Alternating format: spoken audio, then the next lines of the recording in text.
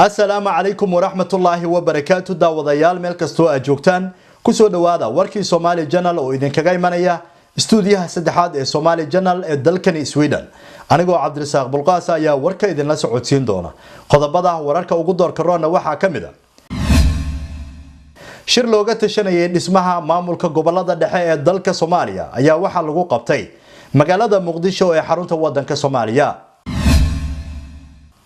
madaxweynaha Puntland ayaa waxa uu furay shir weyne uu kula xisaabtamayo golahiisa wasiirada waxyaabihii ay ka qabteen ballanqaadkii iyo qorshayaashii xukuumaddu ay dejisay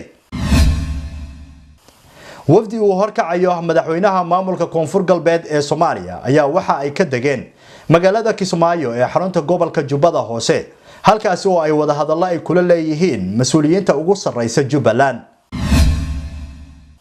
golaha wakiilada ee Somaliland ayaa maanta waxa ay ansixiyeen xeerka xisbiyada oo wax laga bedelay wafdi uu hogaaminayo wasiirka arrimaha gudaha ee Somaliland Ali Maxamed Waran Cadde ayaa maanta gelinkii dambe waxa ay gaareen magaalada Boorama iyadoo looga hortagay wafdigani duleedka magaalada Boorama waxana wafdigani ay wadeen dhalinyaro dhawaan lagu xiray mudaharaadkii ka dhacay magaaladaasi oo dib xorriyadooda loogu soo ceshay lagana soo sidaayay xabsiga Mandheera taliska ciidamada dawladaha Itoobiya iyo Djibouti ayaa waxa ay ka wada hadleen ka hortagga falalka argagixisada ee kooxda Al-Shabaab ay ka wadaan gobolka kadib kulan ay magaalada Djibouti ku yeesheen iyo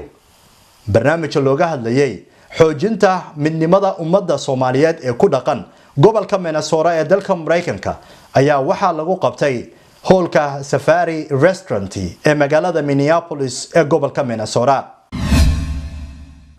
daawadayaal intaasi waa qodobadii warka ugu doorka roona wararkaasi oo faahfaahsan goordhow ayaad daawan doontaan balse iminka waxaad ku soo dhawaataan qadar idaha